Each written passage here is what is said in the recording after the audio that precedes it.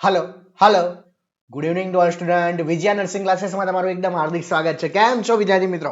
I hope બધા મજામાં હશો. ચાઇલ્ડ હેલ્થ નર્સિંગનું આજે આપણે જોઈશું મોસ્ટ ઇમ્પોર્ટન્ટ સોરી આ ક્વિક રિવિઝન લખ્યું છે. ક્વિક રિવિઝન પોઈન્ટ નથી વિદ્યાર્થી મિત્રો, મોસ્ટ ઇમ્પોર્ટન્ટ એમસીક્યુ જોઈશું. શું જોઈશું? Most important MCQ. I think આ આપણો પાર્ટ નંબર 8 છે. કયો છે? Part number 8. એટલે કે સૌથી પહેલા બી મેં સ્ટાર્ટ કર્યું હતું વિદ્યાર્થી મિત્રો, તમને ખ્યાલ હોય તો પીડિયાટ્રિક થી આપણે ચાલુ કર્યું હતું, જેના કન્ટિન્યુ આપણે કેટલા લેક્ચર બનાવ્યા હતા? 7 લેક્ચર. 8મા લેક્ચર થી મેં સ્ટોપ કર્યું હતું, તો 8મો લેક્ચર આજે કન્ટિન્યુ કરીશ. અને હા વિદ્યાર્થી મિત્રો, ઓબીજી આના પછી આવશે. ઓબીજી નો એક જ એમસીક્યુ નો વિડીયો આવે છે, એટલા માટે હું ઓબીજી પણ લાવીશ. પીડિયાટ્રિક નો જે ક્વિક રિવિઝન પોઈન્ટ છે એ પણ એક આવે છે. તમારા માટે દરેક સબ્જેક્ટ આવશે. અને હા, એફઓએન ના જોડે જોડે એમએસએન પણ ચાલતું રહેશે, તો દરેક સબ્જેક્ટ તમારા માટે આવી રહ્યો છે. અને હા, એક ગુડ ન્યૂઝ તમારા માટે બીજી પણ છે. અમુક સ્ટુડન્ટોની કોમેન્ટો હતી કે સર ગુજરાતીના એમસીક્યુ, તો ગુજરાતીમાં રિટન લખેલા એમસીક્યુની નોટ્સ પણ તમારા માટે આવી રહી છે. નેક્સ્ટ 2 દિવસની અંદર તમારા માટે એ વિડીયો પણ આવશે, તો તમારા માટે બધું જ છે. અને લાસ્ટમાં આપણે ટેસ્ટ સિરીઝનું આયોજન કરવા જઈ રહ્યા છે, તો મહેરબાની કરીને એ ટેસ્ટ સિરીઝ જોઈન કરવાનું ભૂલતા નહીં. ટેસ્ટ સિરીઝની પ્રાઇસ હશે, કેમ કે બધું કન્ટેન્ટ બહુ ઇમ્પોર્ટન્ટ છે, થોડી જ પ્રાઇસ રાખીશ, પણ એ પ્રાઇસમાં તમારે ટેસ્ટ સિરીઝ કમ્પલસરી લેશો તો તમારા માટે બહુ ફાયદાકારક છે. તમે કહેજો સર કે ટેસ્ટ સિરીઝ જોઈએ છે કે નથી જોતી, એ પણ કહેજો, મને જણાવશો તો આપણને મજા આવશે આગળ કામ કરવાની. તો પહેલો ક્વેશ્ચન આપણે સ્ક્રીનની સામે તમને દેખાશે. Curved legs, deformated pelvis and pigeon chest. pigeon chest ઉપર ફોકસ કરો વિદ્યાર્થી મિત્રો, ઇમ્પોર્ટન્ટ આ જ છે. કઈ ચેસ્ટ? pigeon chest. નેક્સ્ટ, બાળકોની અંદર જો pigeon chest જોવા મળે તો એ સનો ક્લિનિકલ ફીચર છે? રિકેટ્સનો, કેરાટોમેલેસિયા, બેરીબેરી કે ઓસ્ટિયોમેલેસિયા? ઓસ્ટિયોમેલેસિયા તમને ખબર હશે, related to disease condition of the bone. Beriberi તમને ખબર હશે, જે વિટામિનની ડેફિશિયન્સીથી થતી હોય છે. કેરાટોમેલેસિયા શાના રિલેટેડ છે? આઈના રિલેટેડ. સાચો આન્સર વિદ્યાર્થી મિત્રો કયો હશે? Rickets. Which is the correct answer? તો યાદ રાખજો, રિકેટ્સ ની અંદર વિદ્યાર્થી મિત્રો કઈ ચેસ્ટ જોવા મળે છે? pigeon chest જોવા મળે છે. deformated pelvis જોવા મળે છે અને curved legs. તો યાદ રાખજો હંમેશા, અહીંયા લખી દઉં, રિકેટ્સ શેની ઉણપથી થશે વિદ્યાર્થી મિત્રો? વિટામિન ડી ની ઉણપથી. શેની ઉણપથી થશે વિદ્યાર્થી મિત્રો? યાદ રાખજો, રિકેટ્સ એ વિટામિન ડી ની ઉણપથી થાય છે. એટલે જો ખોરાકમાં પૂરતા પ્રમાણનું વિટામિન ડી નહીં હોય તો એના લીધે કયો ડિસીઝ જોવા મળે? રિકેટ્સ જોવા મળે છે. રિકેટ્સ ની અંદર કઈ કઈ વસ્તુ જોવા મળે? તો યાદ રાખજો, કર્વડ લેગ્સ જોવા મળશે. બીજું શું જોવા મળશે? ડીફોર્મેડ પેલ્વિસ જોવા મળશે. અને લાસ્ટમાં વેરી ઇમ્પોર્ટન્ટ કઈ ચેસ્ટ જોવા મળશે? pigeon chest પણ જોવા મળે છે. તો આ ત્રણે ત્રણ વસ્તુ ઇમ્પોર્ટન્ટ છે, યાદ રાખવાની બહુ જરૂરી છે. ચલો બીજો question. Recommended daily intake of the vitamin D in the infant. નાના બાળકો એટલે કે ઇન્ફન્ટ ની અંદર વિટામિન ડી ની જરૂરિયાત જણાવો. તો કે વિટામિન ડી કેટલું જોશે? તો યાદ રાખજો, અકોર્ડિંગ ટુ ધ ICMR 2020 એટલે કે 2020 ની જે ICMR ની ગાઈડલાઇન્સ હતી વિદ્યાર્થી મિત્રો, એ પ્રમાણે શું કહ્યું છે? ધ્યાનથી સાંભળજો. Daily intake of the vitamin D, daily intake એટલે કે રોજની ઇન્ટેક એડલ્ટમાં, પ્રેગ્નેન્ટમાં કે લેક્ટેટિંગ મધરની અંદર અને એડોલેશનમાં. એડોલેશન ગર્લ્સ હોય કે બોયસ હોય, આ બધામાં કેટલી છે? 400 ઇન્ટરનેશનલ યુનિટ. ક્લિયર? ગોખી રાખજો. વિટામિન ડી ની ડેલી ઇન્ટેક આપણે કેટલી? તો કોઈ પણ હોય, એડલ્ટ હોય, પ્રેગ્નેન્ટ હોય, લેક્ટેટિંગ મધર હોય કે એડોલેશન બોયસ હોય કે ગર્લ્સ હોય, એ દરેક માટે ICMR ની 2020 ની ગાઈડલાઈન પ્રમાણે યાદ રાખજો કેટલું જરૂરી છે? 400 ઇન્ટરનેશનલ યુનિટ. કેટલું હશે વિદ્યાર્થી મિત્રો?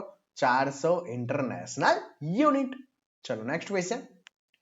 તમને જવાબ ખબર હોય તો બોલતા રહેજો, જેથી અને હા વિદ્યાર્થી મિત્રો, જેવું એમસીક્યુ આવે તમે વિચારવાનો ટ્રાય કરો. ક્લિયર? વિચારો કે એનો આન્સર શું હોઈ શકે છે, પછી હું જે આન્સર તો આપવાનો જ છું, બટ તમે જો કરશો તો એટલીસ્ટ તમને ખબર પડશે. આઈ થિંક આજે 20 કે 25 એમસીક્યુ હશે.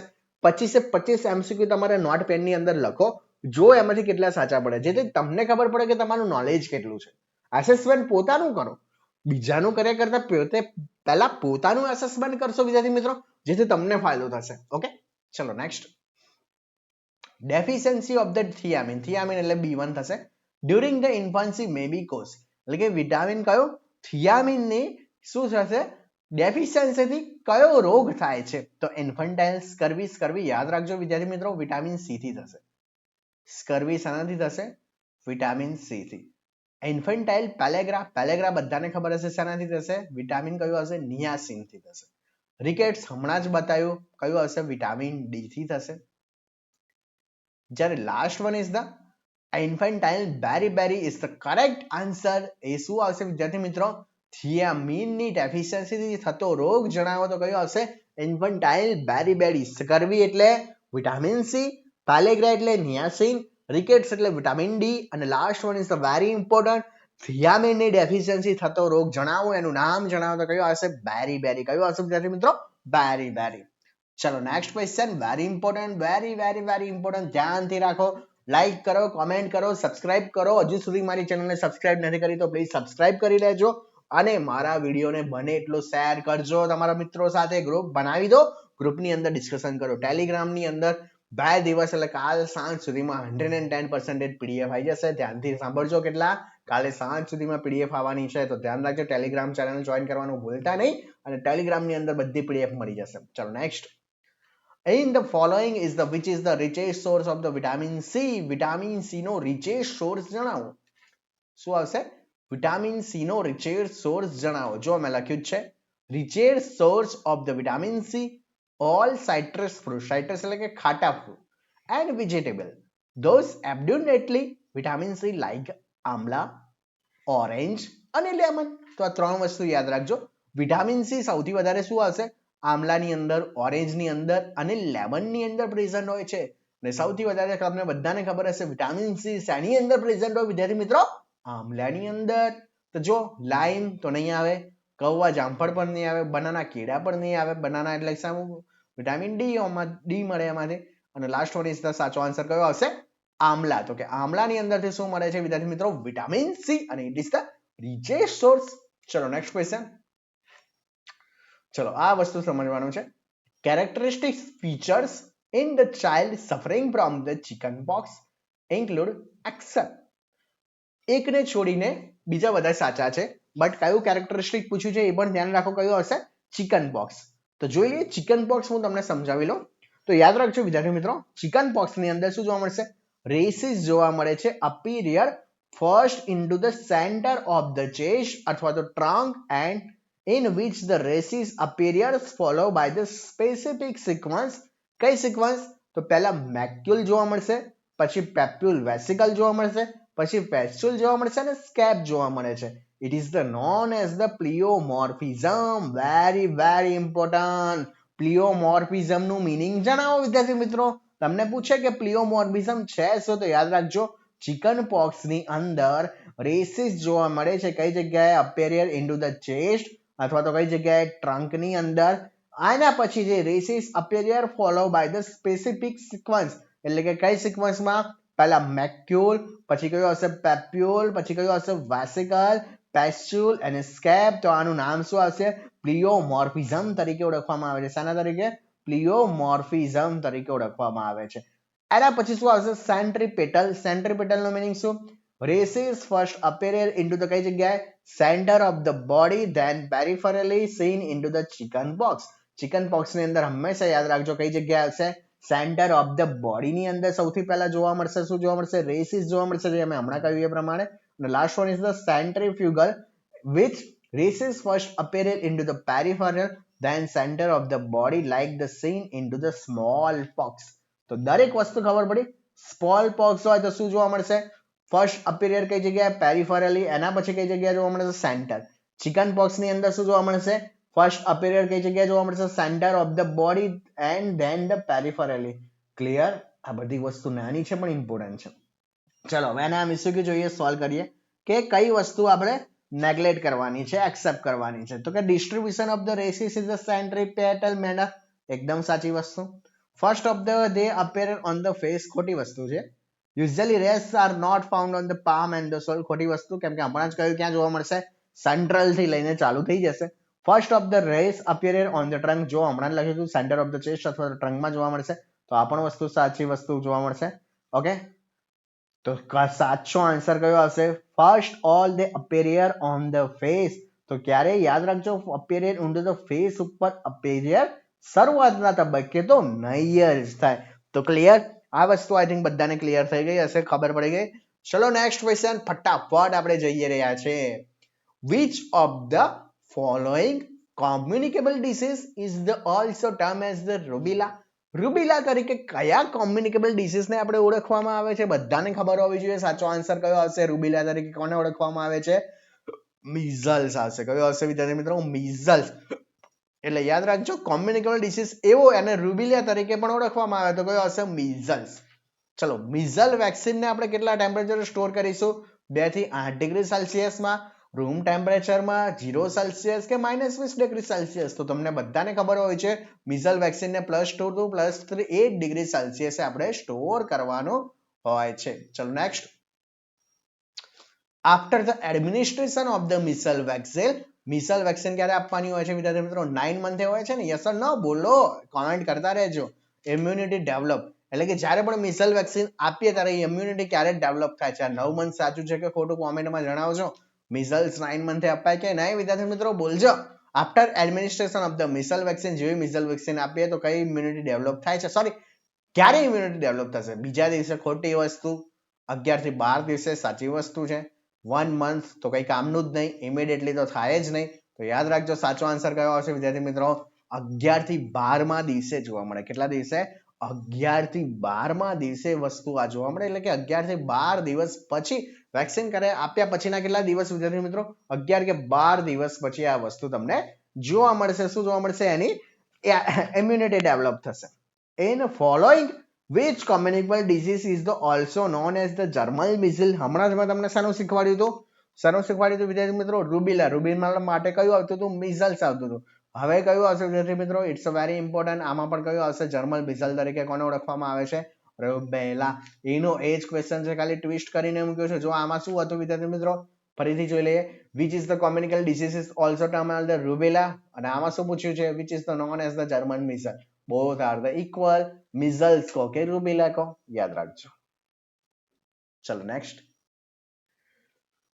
The causative agent of the diphtheria. શું પૂછ્યું છે? ડિફ્થેરિયાનો કોઝેટિવ એજન્ટ જણાવો. વિબ્રિયો ડિફ્થેરિયા, બોર્ડેલિના ડિફ્થેરિયા, ક્લોસ્ટ્રીડિયમ ડિફ્થેરિયા કે કોરિનોબેક્ટેરિયમ ડિફ્થેરિયા? તો ખબર પડી ગઈ. સાચો answer કોરિનોબેક્ટેરિયમ ડિફ્થેરિયા is the pathogen bacterium that cause the diphtheria, which is the also known as the Klebsiella bacillus. તો યાદ રાખજો, Klebsiella bacillus ને તો કોને ઓળખવામાં આવે છે? યાદ રાખજો, ડિફ્થેરિયા. શાનાથી થશે? કોરિનોબેક્ટેરિયમ ડિફ્થેરિયા. તો યાદ રાખજો, આનો સાચો આન્સર પણ કયો આવશે? કોરિનોબેક્ટેરિયમ ડિફ્થેરિયા. તો યાદ રાખજો, આ રીતે ક્વેશ્ચન કરતા રહેશો વિદ્યાર્થી મિત્રો, ખરેખર કહું છું બહુ મજા આવશે. ચલો બીજો ક્વેશ્ચન. ક્લિનિકલ મેનિફેચર જોઈ લઈએ. કયું? એટલે ક્લિનિકલ એટલે શું વિદ્યાર્થી મિત્રો? સાઇન એન્ડ સિમ્પટમ ની વાત કરવામાં આવી છે. Clinical manifestation of the diphtheria in to the children include. તો યાદ રાખજો, ડિફ્થેરિયામાં કયા સિમ્પટમ જોવા મળે છે? શેના વડે થાય એ તો ખબર પડે. કોરિનોબેક્ટેરિયમ ડિફ્થેરિયા. હવે ડિફ્થેરિયા જે થવાનું મેઇન રીઝન છે એ શું આવશે? તો યાદ રાખજો, સોર થ્રોટ. કયું આવશે? સોર થ્રોટ, ડિસ્પેઝિયા અને લો grade fever.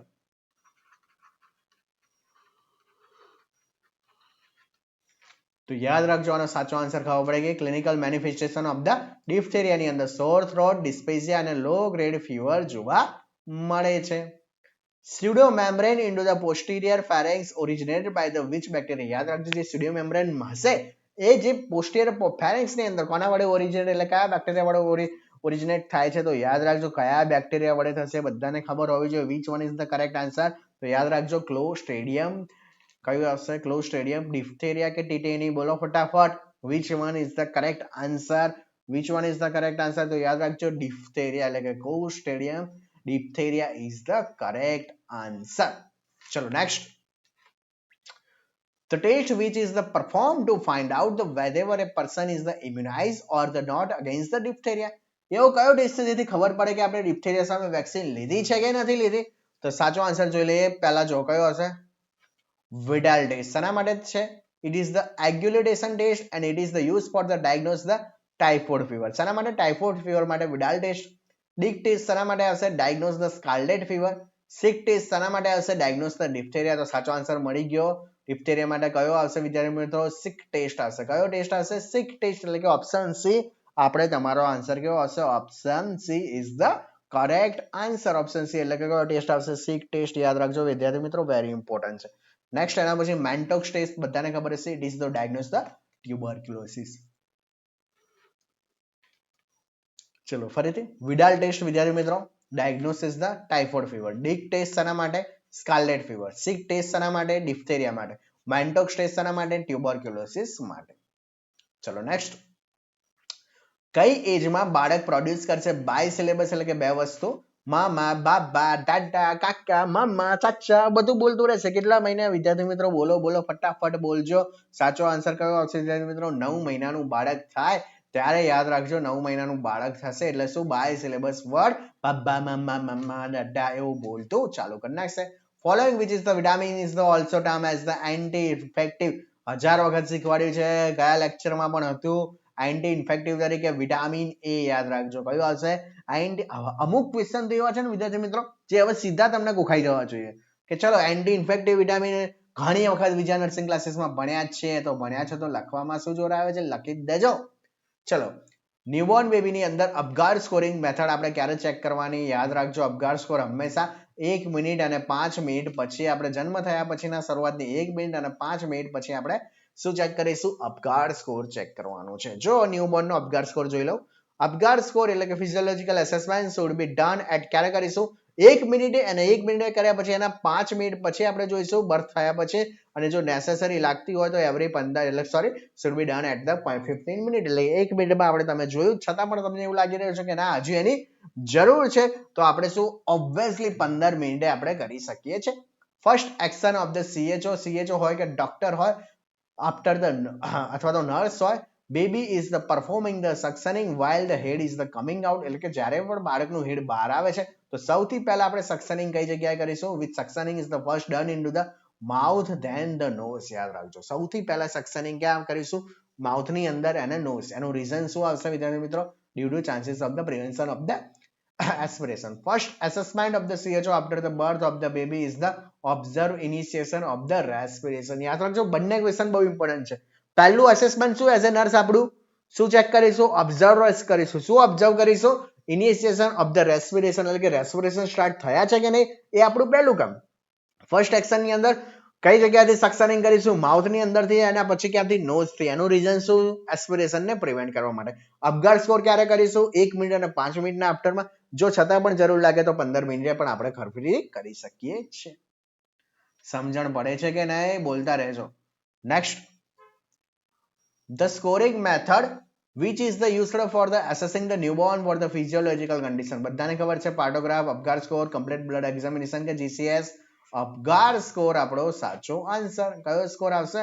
અપગાર score. It's our correct answer. ચલો અપગાર સ્કોર ગણતા શીખવાડ્યો છે, તમે જાતે ગણીને કહેજો, તમારો હોમવર્ક છે. A nurse is the posted in the labor room just attempt is a successfully normal delivery. She assessing the newborn baby and find out that newborn's heart rate is the 110, respiration slow, irregular, grimacing જોવા મળે છે, ક્રાઇનોસિસ જોવા મળે છે, એક્રોસાઇનોસિસ sorry, full body flex છે, તો possible અપગાર score. જો એક એક લીટી સમજજો શું કહેવા માંગે છે. જો પહેલા હાર્ટ રેટ કેટલો આવે છે? 110 પર મિનિટ. એના પછી રેસ્પિરેશન એફર્ટ કેવો છે? સ્લો, ઇરેગ્યુલર, ગ્રેમેસિંગ જોવા મળે છે, એક્રોસાઇનોસિસ જોવા મળે છે, ફૂલ બોડી ફ્લેક્સ્ડ છે.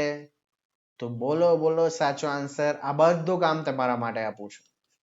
હોમવર્ક કરીને આવજો, કરજો પાછા કોમેન્ટ કરજો કે સર આનો આન્સર આ છે, સાચું છે ખોટું.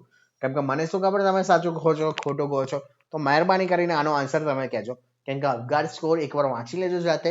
તમને છતાં પણ લાગે કે ના સર અપગાર સ્કોર એકવાર શીખવાડો, તો હું શીખવાડીશ. અથવા તો ચેનલ મારી યુટ્યુબ ચેનલમાં ઓલરેડી મેં અપગાર સ્કોરનો આખો લેક્ચર મૂકેલો જ છે, તો તમે એકવાર પ્લે લિસ્ટમાં જઈને પણ અપગાર સ્કોર આખો જોઈ શકો છો. તો વિદ્યાર્થી મિત્રો યાદ રાખજો, એ રીતે આપણે અપગાર સ્કોર કાઉન્ટ કરવાનો છે. તમે મને કાઉન્ટ કરીને જણાવજો જેથી હું તમને આન્સર આપી શકું. ચલો નેક્સ્ટ, એકદમ ઇઝી ક્વેશ્ચન, બધાને આવડશે. Which are the TABC of the resuscitation? Temperature, airway, breathing ને સર્ક્યુલેશન. કયું આવશે? Temperature, airway, breathing, circulation. Temperature, airway, breathing, circulation. જો મજા આવે છે ને? આ રીતે તૈયારી કરો વિદ્યાર્થી મિત્રો. જે રીતે તૈયારી કરશો તમે મજામાં જ કરશો તૈયારી તો બહુ મજા આવશે. બાકી તમે અંદરો અંદર એ થતા રહેશો કે આ કેવો સબ્જેક્ટ છે તો મજા નહીં આવે. જો મેં સાયકેટ્રિક એટલું કમ્પ્લીટલી તમને ભણાવ્યું, આઈ થિંક સાયકેટ્રિકનું તો મોસ્ટ ઓફલી તમને કવર કરી આપ્યું. તો મહેરબાની કરીને તમારા માટે જે કન્ટેન્ટ લાવું છું બહુ ઇમ્પોર્ટન્ટ છે, ધ્યાન રાખજો. હવે સક્શન કેથેટરની સાઇઝ જોઈ લઈએ. શાના માટે? સક્શનિંગ ઓફ ધ માઉથ અને નોઝ ન્યૂબોર્ન બેબીની અંદર. તો યાદ રાખજો, આ સેન્ટેન્સ ગોખી રાખજો. તમારા રૂમની અંદર આ વસ્તુ લખેલા છે. બિલો ધ 8 ફ્રેન્ચ સાઇઝ એટલે કે 8 થી ઓછી જે પણ હોય એના માટે સક્શન કેથેટર અને આરટી ટ્યુબ્સ એટલે કે Ryle tubes usually used for the newborn baby અને ઇન્ફન્ટ માટે. જ્યારે 8 થી લઈને કેટલી size? 12 French size is use for the children and 14 થી વધારે શાના માટે? Adult male and female. આ ગમે ત્યારે પૂછીશ હું તમને, યાદ રાખજો. બિલો થી 8 ફ્રેન્ચ સાઇઝ એટલે કે 8 થી ઓછી હોય તો શાના માટે? ઇન્ફન્ટ અને ન્યૂબોર્ન. કોખી રાખજો કાયમ લાઈફ માટે. એના પછી 8 થી 12 હોય તો શાના માટે? ચિલ્ડ્રન માટે. અને 14 થી વધારે આપણા જેવા માટે એડલ્ટ મેલ એન્ડ ફિમેલ. તો ક્લિયર? આમાં શું પૂછ્યું છે? Suction catheter, newborn baby. Newborn એટલે કે 8 થી ઓછું. 8 થી ઓછું કયું આવશે? 6 આવશે કે 10 આવશે? બોલો બોલો વિદ્યાર્થી મિત્રો. સાચો આન્સર આની અંદર કયો આવશે? કયો આવશે? તો ઓબ્વિયસલી કયો આવશે વિદ્યાર્થી મિત્રો? 6 ફ્રેન્ચ. કયો આવશે? 6 French is the correct answer. ચલો એક બીજો ક્વેશ્ચન એકદમ ઈઝી. રિસક્સિડેશન નો રેશિયો પૂછ્યો છે ન્યૂબોર્ન બેબીની અંદર. Ratio of the chest compression and the ventilation. તો બંનેનો તમને બધાને ખબર હશે. Chest compression and the ventilation નો રેશિયો કેટલો છે વિદ્યાર્થી મિત્રો? બોલો. તમને આ ક્વેશ્ચન તો બધાને આવડવું જોઈએ. સાચો આન્સર કયો આવશે વિદ્યાર્થી મિત્રો? which one is the correct answer? 3:1 આવશે. કયો આવશે? 3:1. તો યાદ રાખજો, રેશિયો ઓફ ધ કયો આવશે? Chest compression and the ventilation breath. ચલો અંદરનો ડાયામીટર ની વાત કરીએ. Inner diameter of the endotracheal tube. Endotracheal tube નો અંદરનું છે ડાયામીટર છે which is the inserted into the full term infant having the normal weight. Normal weight નું બાળક છે શું કરવામાં આવ્યું છે? Inner diameter of the endotracheal tube which is the full term infant having the normal weight. તો should be any size યાદ રાખજો. સાઈઝ કેટલી રાખવાની વિદ્યાર્થી મિત્રો? તો યાદ રાખજો એની સાઈઝ કેટલી આવશે? 4 mm. કેટલી આવશે? 4 mm. ચલો નેક્સ્ટ મેડિસિન ની વાત કરવામાં આવે છે. ફોલોઈંગ આમાંથી કઈ which medicine used to correct the metabolic acidosis? Metabolic acidosis ને ક્લિયર ટ્રીટ કરવાનું કામ કોણ કરે છે? તો યાદ રાખજો કોણ કરે છે? Sodium bicarbonate. યાદ રાખજો કયો હશે? Sodium bicarbonate. શાના માટે યુઝ થશે? મેટાબોલિક એસિડોસિસ ની અંદર. અને recommended dose of the sodium bicarbonate infant ની અંદર યાદ રાખજો કેટલો હશે? 1 to 2 MEq per kg. Done. Concentration બધાને ખબર જ હશે. Sorry, okay. Concentration of the epinephrine administration into the newborn baby એટલે કે newborn baby ની અંદર યાદ રાખજો વિદ્યાર્થી મિત્રો કેટલું આવે છે? એક જ minute.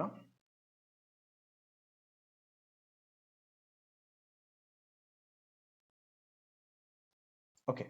Concentration of the epinephrine administration into the newborn baby 1/1000, 1/100, 1/10,000, 1/1 lakh. તો યાદ રાખજો recommended dose of the epinephrine during the CPR into the infant 0.1 થી 0.3 ml per kg into the dilation of the 1 gram into the 10,000 અને dose કેટલો આવશે? 1 into the 10,000 during the CPR. તો આ બંને ડોઝ યાદ રાખજો. recommended dose of the epinephrine during the CPR into the infant. તો ઇન્ફન્ટમાં પૂછે તો કેટલો આવશે? 1 gram 10,000 0.1 થી 0.3 ml per kg આવશે વિદ્યાર્થી મિત્રો. યાદ રાખજો.